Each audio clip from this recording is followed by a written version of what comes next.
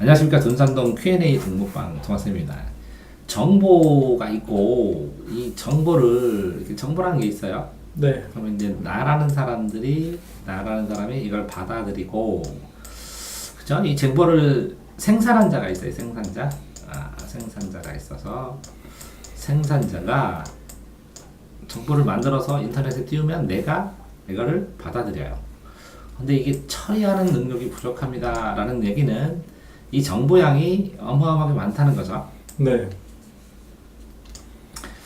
자, 그런데 이 정보를 검색하는 능력도 굉장히 중요해요. 그래가지고 내가 사람들이 꼭 배워야 될 게 하나 그 검색 능력이라고 이렇게 써서 올렸잖아요, 유튜브에. 네. 검색하는 능력. 이게 굉장히 자기가 가는 길만 가요. 길처럼, 인터넷도. 굉장히 신기해요. 그래서 빅데이터가 활용되는 거예요. 이걸 또 받아들이는데 여기서 이 정보 처리 능력이 진짜 부족한지 아니면 너무 과대한 정보인지 네. 아니면 이게 부족한 것이 아니라 정보를 갖다가 생각하는 시간, 깊이 있게 생각하는지 뭐 이런 거에 따라 또 생각의 시간. 그러니까 너무 빠르게 막 결단을 해야 되니까. 그죠? 네. 이 정보를 판단하는, 정보를 처리하고 판단하는 걸 뭐라 그래요? 두 글자로? 판단? 정보를 받아들여서 그걸 분석. 처리하고 판단하는 걸 뭐라 그래요? 분석? 수용.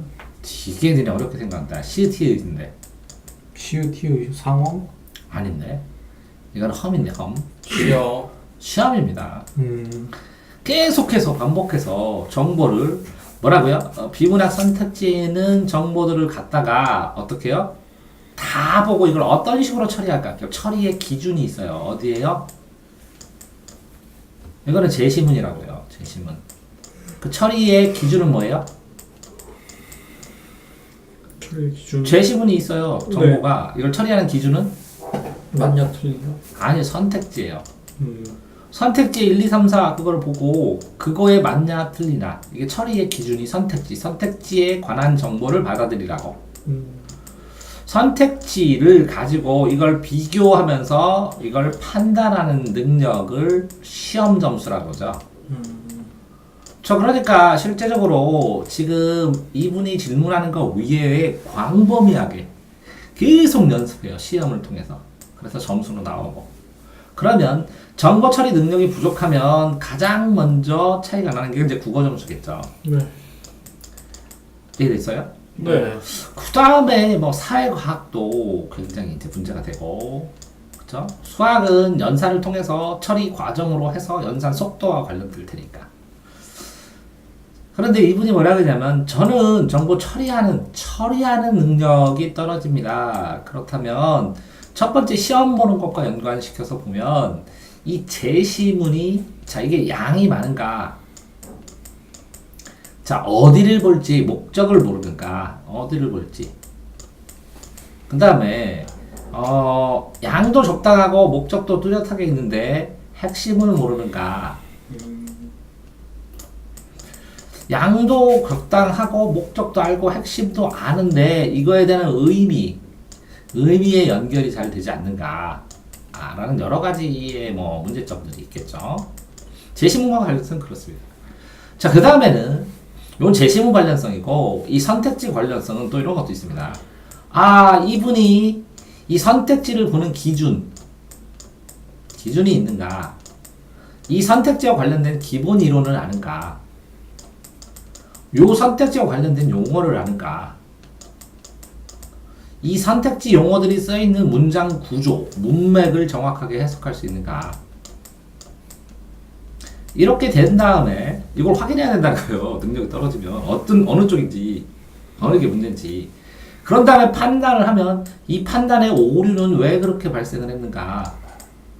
그러면 이 판단을 개선하려면 어떻게 하는가? 이게 오답 정리랑 똑같죠? 네. 이렇게. 그러니까 정보 처리 능력이 시험으로 볼 수 있고 오답 정리와 똑같다네. 그러니까 예를 들어서 어쨌든 그런데 이분이 떨어진다는 게 추상적이에요. 그럼 구체적으로 이런 상황에서는 이렇게 해야 되는데 이렇게 됐습니다 라고 써줘야 구체적인 상황을, 이렇게 추상적인 건 됐는데 구체적인 상황이 없으면 디테일하게 정확하게 진단할 수가 없죠. 네. 추상적으로 자기가 떨어진다고 쓰는 것보다 구체적인 상황을 쓰면 이 손가락으로 가르치는 걸 보고 저쪽에 달이 있구나 하고 달에 대해서 인식할 수 있으니까 손가락으로 여기 있어요 이걸 몰라요 이렇게 주먹 쥐고 가르치면 어딘지 모르죠. 네. 어느 방향인지. 그러니까 이렇게 구체적인 사례들을 꼭 써주셨으면 좋겠다는 거죠. 뭔가 상담을 할 때는. 자, 예를 들어 어떤 과제를 수행해야 돼요. 그럼 자료를 찾아요. 그러면 찾는 루트가 문제예요. 왜? 이 자료는 가장 중요한 게 뭐예요? 신뢰성이에요. 신뢰성. 그러면 이 자료를 누가 생산하고 어느 곳에 생산하고 언제 생산하고 이 생산한 목적이 뭐고 그래서 어떤 사람들이 보느냐를 알아야 되고 네. 이게 중요한 자료였고 저것이 중요한 자료였고 그러면 A, B에서 중요도는 뭐 때문에 중요해요? 자, 행복을 위해서 중요할 수도 있고 영업 이익을 위해서 중요할 수도 있고 그죠? 네. 아니면 근거를 대는 데 중요할 수 있고 그러니까 이거 뭐라고요? 이렇게 중요도는 기준이 있어야 돼요. 기준. 그러면 어떤 것을 위해 중요하냐를 정해줘야 돼요. 그런데 모든 사람들이 대략적으로 이렇게 홍수에 파묻혀요. 홍수에. 자료의 홍수에. 그러니까 인터넷을 검색을 하면 자, 국어 공부 어떻게 해요? 라는 질문을 100개를 찾을 수 있어요. 그러면 이 답변을 찾으면 답변은 20종류입니다. 왜? A라는 사람이 다 복붙했어. 복붙. 네. 복붙.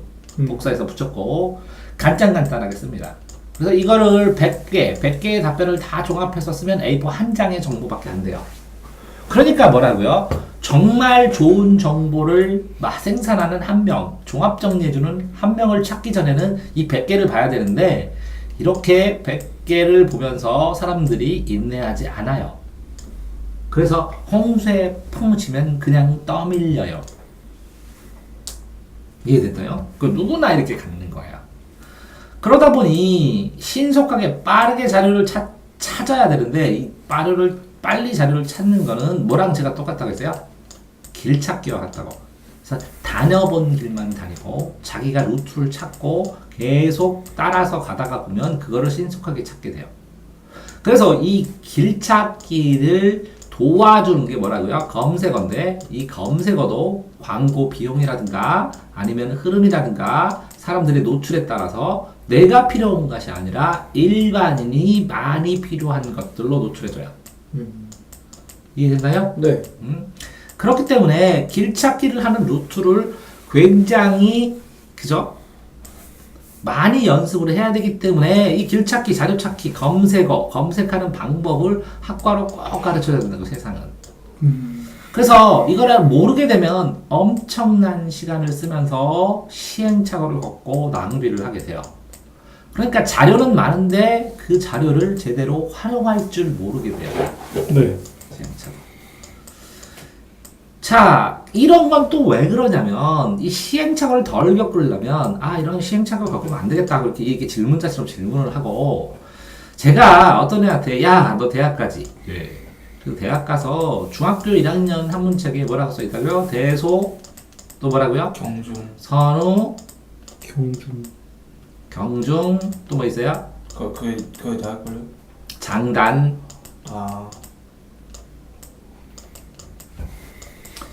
창단 뭐 이 정도만 대소 선우 경중 이렇게만 해도 되고 이거 장점 단점으로 나눠서 그럼에도 불구하고 할 수 있으니까 그러면 2의 4승의 가지수가 나오는 판단 기준이 나오거든요.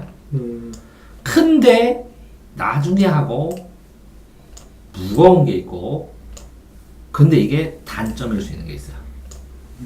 단점을 개선하는데 중요하고 나중에 하고 큰 일이에요.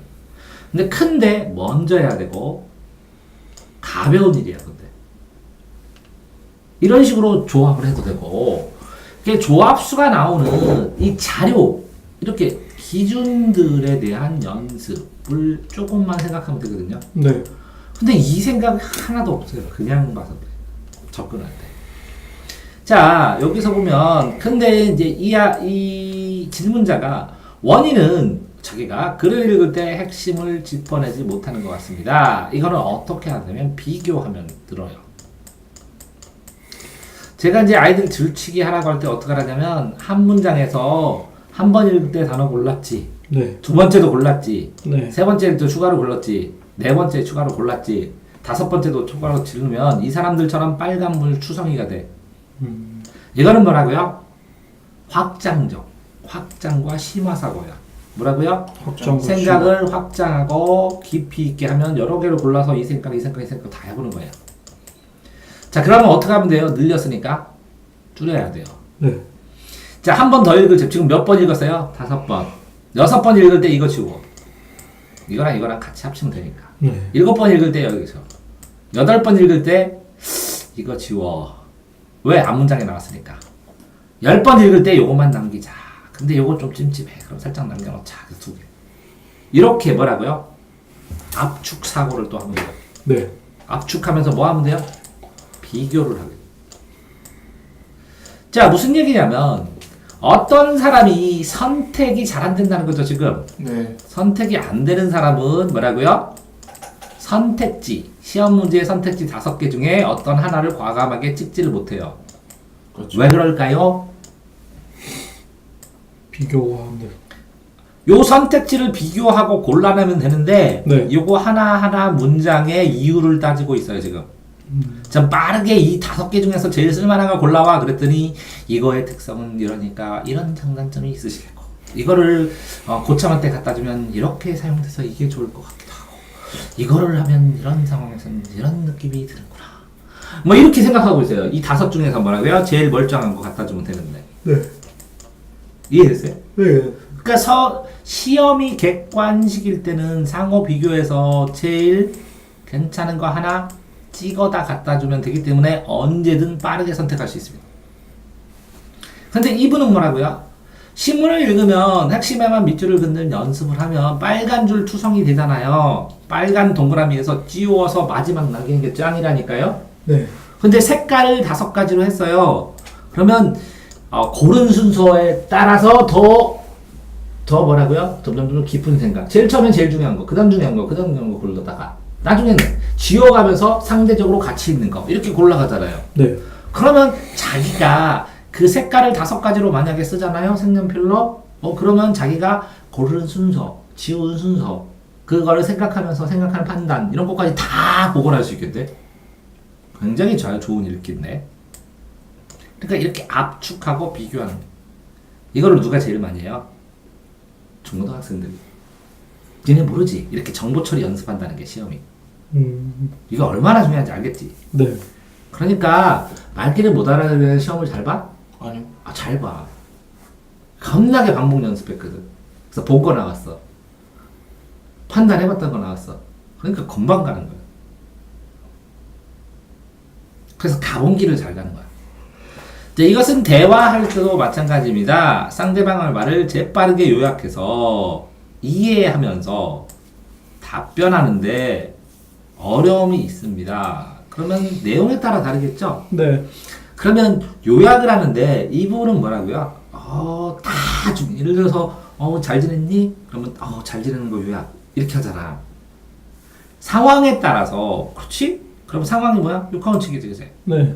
육하원칙 상황에서 육하원칙을 매일 쓰지는 않거든. 모든 문장에서 네. 육하원칙에서 초점을 주고 중요하게 여기는 것들 몇 가지를 기억해서 복원할 수 있으면 된다는 거지, 그지? 예. 그리고 이렇게 질문하는 걸 보니까 아무 생활하는 데는 문제가 없는 것 같아. 부족하다고 한 것이지 없다고 한 것도 아니고, 그죠? 네.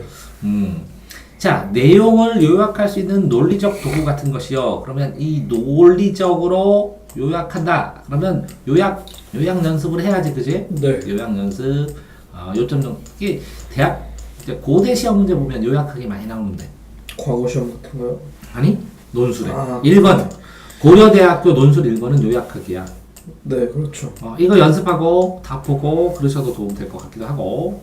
논리적 도구는 상군 내가 그 생각의 기준 그 몇 장이지? 40장인가? 43장인가? 43페이지? 그 정도 그렇게 많지 않아. 그냥? 10페이지 되냐? 네. 생각의 기준 해갖고 만들어놨는데 어마어마무시하게 오래 걸려. 훈련하는데. 그래요? 너 시간에 대해서 다 터득했어? 네가 시공간 터득하고 인간 터득하면 넌 신이 되는데 자, 이런 점을 해결할 수 있는 도구가 있을까요? 그러면 이렇게 해서 내 생각에는 적어도 이 요약을 하려면 글 입장을 해야 되니까 첫 번째 방법은 스피치에서 말하기를 배워. 말하는 타이밍, 대화니까 타이밍. 스피치에서 말하기를 배우든지 네. 아니면 논술학원에서 글쓰기를 배워. 그러면 쓰는 원리에 따라 읽어주면 되니까. 그지? 네. 근데 이것도 안 된다면 뭐 하면 좋아요? 일기 쓰시면 돼. 매일 어떤 상황에서 이렇게 써야 되는데 상황을 피드백하고 그 상황을 암기한 다음에 그 상황에 내가 적용해봐. 상구한테도 이거 권했는데 상대방 말 속에 담긴 의도를 파악하는 거. 오, 이거 의도를 다 파악할 정도면 수준이 대단하지. 네. 왜 그런지 알아? 말, 상황, 인간관계, 그 사람의 지식 수준, 그지? 그 상황에서 발생한 일에 대한 것, 이런 것들, 그 다음에 표정, 눈빛, 이런 것까지 다 읽어야 되거든? 네. 이렇게, 근데 사람들은 본능적으로 이거 읽어. 되게 구분만 안 했을 뿐이지, 종합적으로 이렇게 읽어서 판단해. 근데 가중치가 애들은 이 소리의 크기를 좌우를 많이 하는 것 같아. 그래서 나 화났는데 목소리를 높여서 똑바로 하란 말이야. 이렇게 하면 화낸 줄 알아. 하나도 안 하는데. 그 상황. 표정 웃으면서 혼내면 혼내는지 몰라. 그리고 내가 정말 화나면 그냥 쳐다보거든.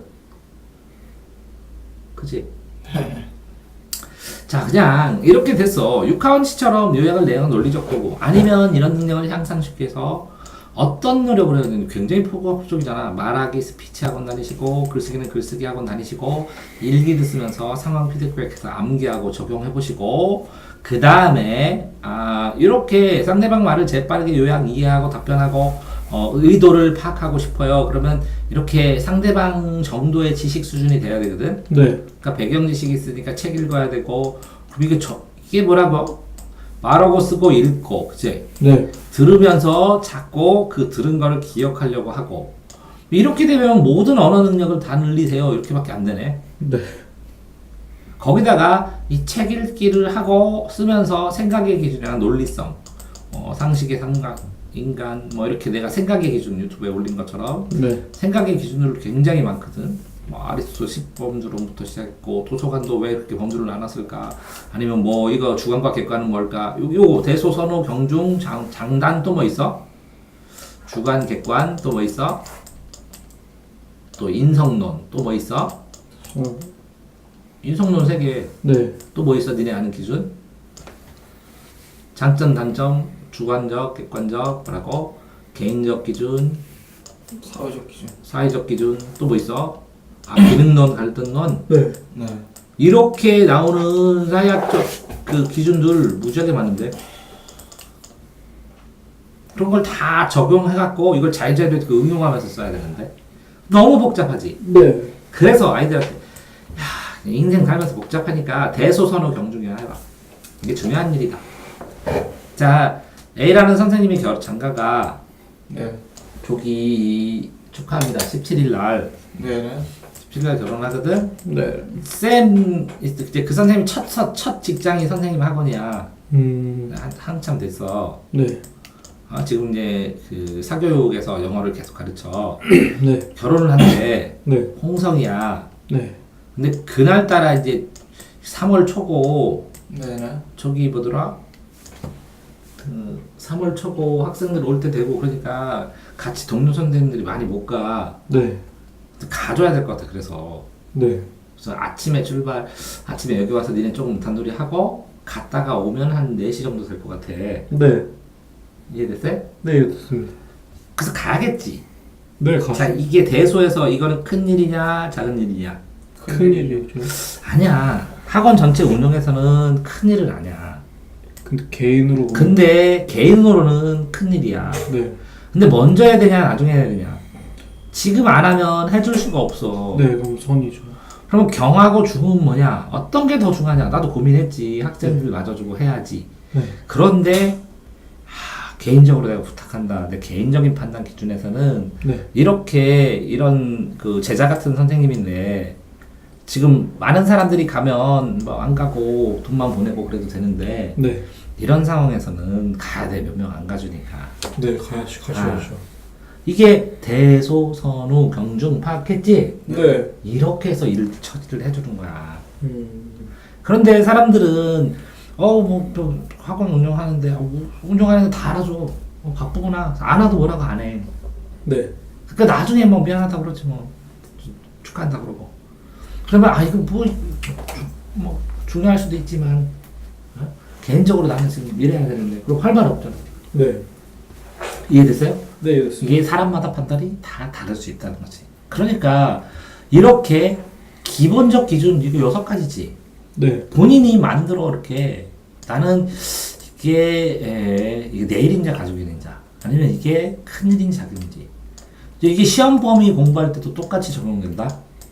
자, 이 과목을 하는 게 대소 중에서 어떤 게 더 큰 과목이냐, 어떤 게 더 무겁고 어렵고 어떤 거는 가볍게 할 수 있는 과목이냐, 네. 어떤 걸 먼저 공부하고 어떤 걸 나중에 하느냐, 어떤 게 가중치에서 시험의 영향도가 크고 어떤 게 좀 덜하느냐, 어떤 게 나중을 대비했을 때는 현재를 대비해서는 이러냐.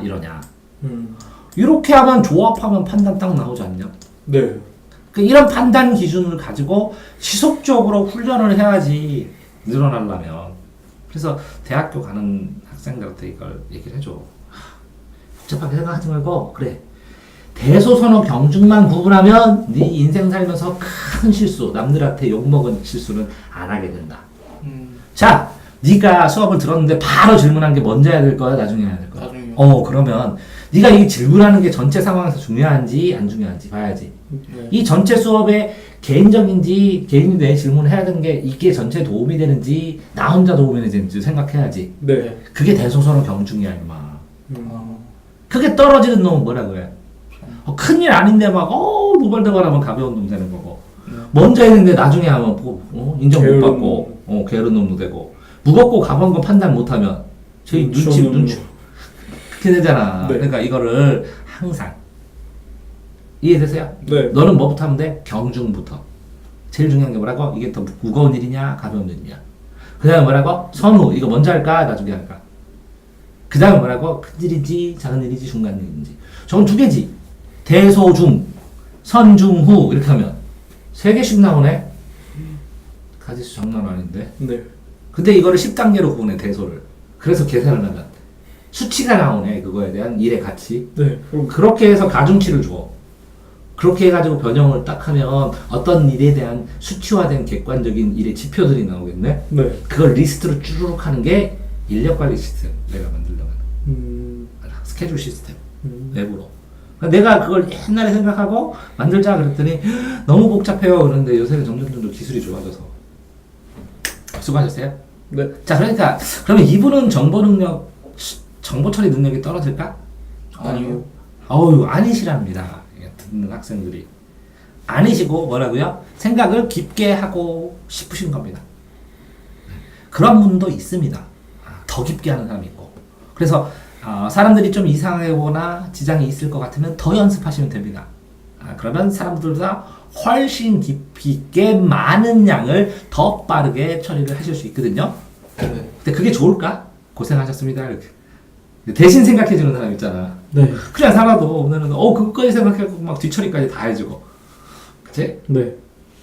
아니요. 근데 그렇게 살아야 되는 사람들도 있고 각각 사람의 특성마다 다른데 너무 걱정 안 하셔도 되고요. 뭐 하시면 된다고요? 대소선우 경중 뭐 이 정도 구분을 하시고 상황을 육하원칙으로 이해한 다음에 그 기준들을 조합해서 생각하시면 도움이 될 것 같습니다. 네, 수고하셨습니다.